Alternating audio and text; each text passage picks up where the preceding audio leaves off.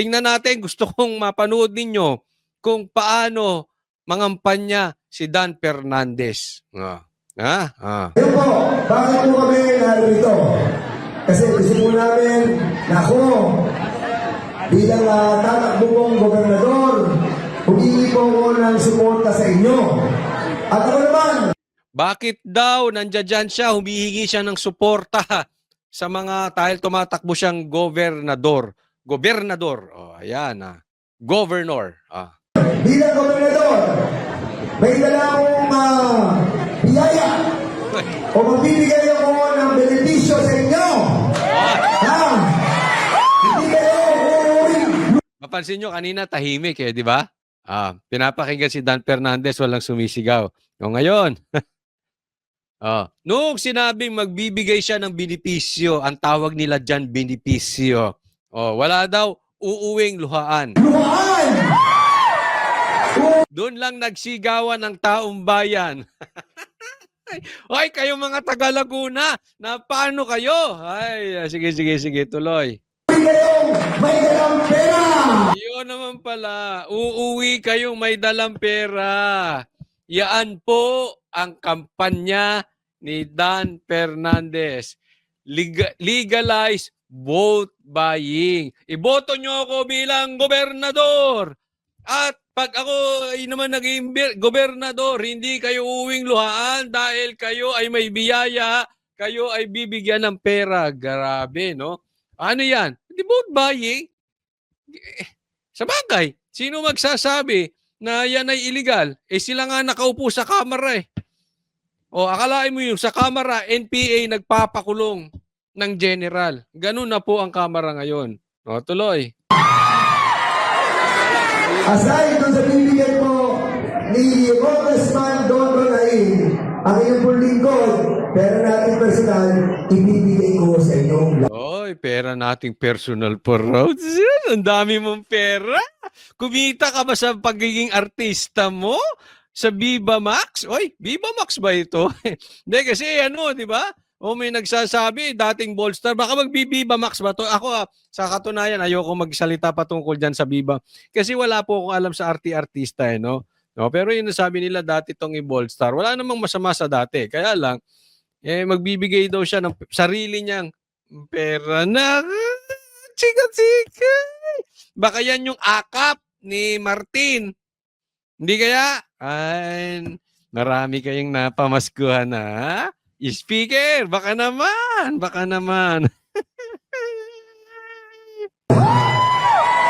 Pero maganda dito, hindi pa po tayo pero ang maganda rito, yan na. Hindi pa tapos. gobernador, nabibigay na po kami ni Dondon, di ba po siya congressman. Lalo higit, pag siya na naging congressman, ako naging governor, si Vice Governor ang magiging Vice Governor de Normante. Triple ang bibigay namin sa inyo! Yun! Vote buying! Pag ako naging gobernador at yung kanyang kasamahan ay magiging congressman at saka yung pinopromote niyang vice mayor ay magiging vice mayor, pag kami nanalo, triple ang inyong makukuha. Ano yan? Vote buying. No, di ba? Iboto niyo ako. Pag nanalo ako, may pera kayo.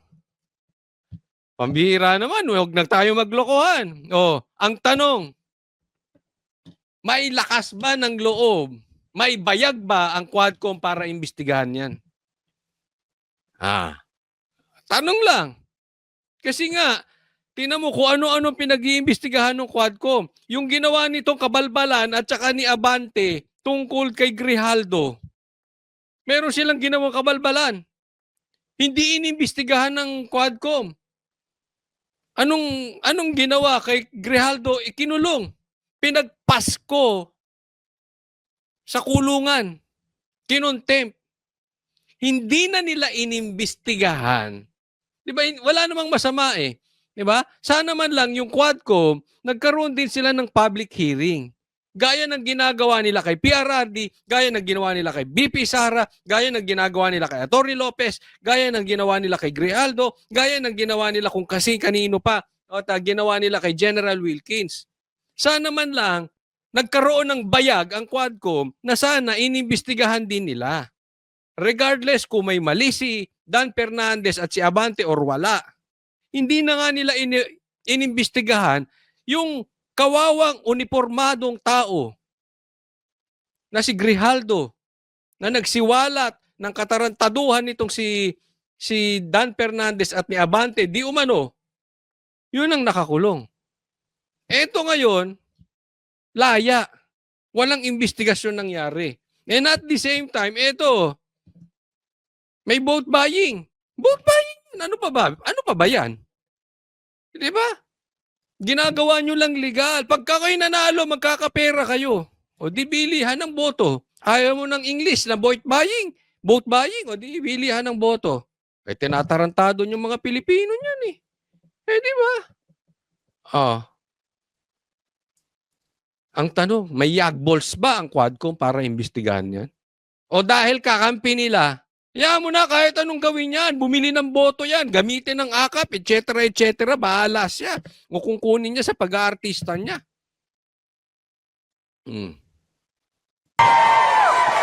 Okay po ba yan?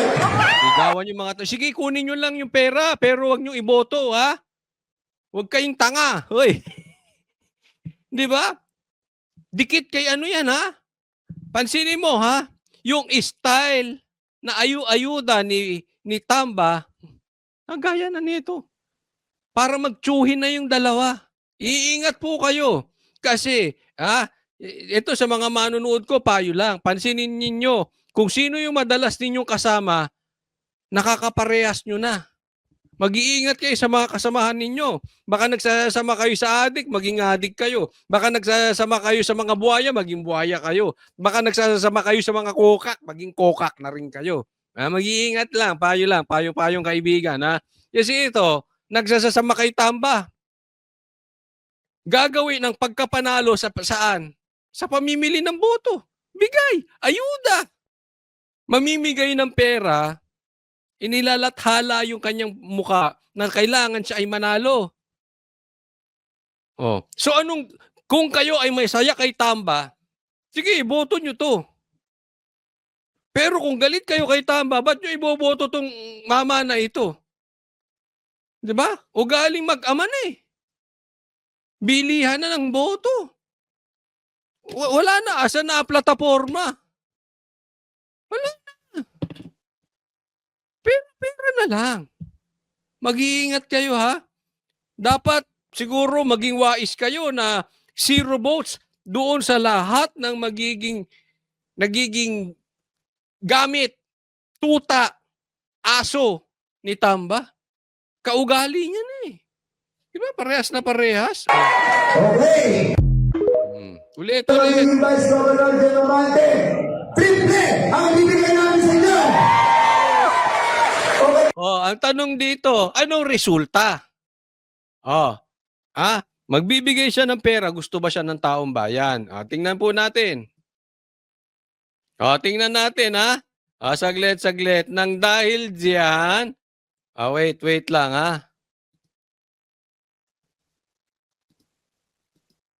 Nang dahil diyan, kung Dan Fernandez kulelat sa Laguna Gubernatorial Survey, sa pagka-gobernador. Kasi tumatakbo siya, hindi na congressman, pagka-gobernador. Nako, maawa kayo sa mga taga-Laguna. Pag kayo binoto ninyo ito, pambira. Anyway, natuto sila. Kahit magkakaroon ng bigayan, kahit itriplein pa yung pera, kunin lang nila yung pera. Pero hindi nila iboboto. Okay, kung Dan Fernandez, ito'y bali-balita lang, nagtatanong lang. Ikaw daw, babalik ng pag-artista.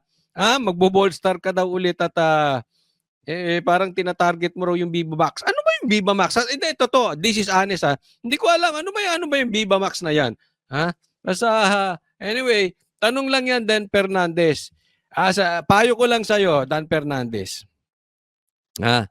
Pagbutihin mo ang pag-google mo. Okay? Kasi minsan mali-mali ka na sinasabi. At pagbutihin mo yung pag-i-English mo. O better yet, kung hindi mo talaga kaya mag-English, mag-Tagalog ka na lang. Sayang, gwapo ka pa naman. Panalo ka na sa itsura. Papangit ka pa sa pa-English. Mag-Tagalog ka na lang. Okay? Pangalawa, wag mong gayahin si Tamba. Ayaw naman ng taong bayan kay Tamba. Kahit ikaw ba, Dan Fernandez, wag tayo magloko. Talaga bang gusto mo si, si Tamba? O dahil sa ano? Alam mo na. O sus! Ay, nako. Di ba? So, eto, maliwanag ayaw sa'yo ng taong bayan. Dapat magtrabaho ka. Ha? Hindi yung nakaasa kayo sa kung ano-anong political agenda na ipinangako sa inyo kapalit ng paninira ninyo at panghaharas sa mga Duterte. Hindi po gawain niya ng matipunong lalaki. Dahil ang matipunong lalaki naghahanap buhay ng tapat. 'Di ba? Naman ang taong bayan ayaw sa'yo. Kasi alam mo yung mga lumabas na survey, pumapangalawa siya eh. Tapos naging pangatlo. Ngayon kulelat na. Uy, nako, pambihira. Good luck, good luck. Di bali, at least ikaw ay may career. Pwede ka pa maging artista. O eto, tingnan pa natin to. O eto, tingnan nyo.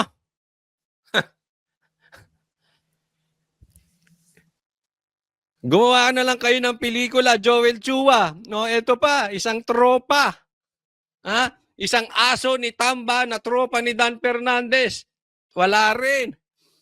Malabo rin maging congressman. Oy. Pangalawa siya. Kasi yung pangatlo, undecided.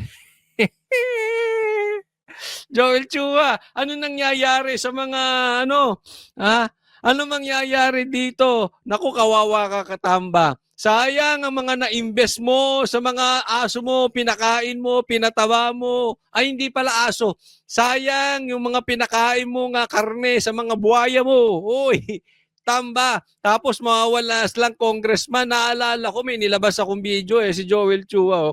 Mamimigay ng ayuda ang sinisigaw ng taong bayan, Yorme Isko. Patay ka dyan sa Maynila. Yan ang balita. Magbabalik artista si Dan Fernandez. Sumama ka, gawa kayo ng pelikula. Gawa kayo. Bagay kayo doon. Ay, habol nyo sa Manila Film Fest. Baka sakali. Joel Chua, kaysa naman mapunta ka sa Kangkungan, mag-artista ka na lang din. Palakas ka. Sayang, nang pakinabangan mo naman yan si Dan Fernandez kasi wala rin kwenta. So sana, sa pagretiro mo sa politika, ito'y mahihirapan na itong makabalik. Unless na lang, dilaan nito ang puwet ni PRRD. Wala na ito. Ay, nako. Ay, magandang pangitain niyan. Alam nyo kung bakit? Natututo na ang taong bayan.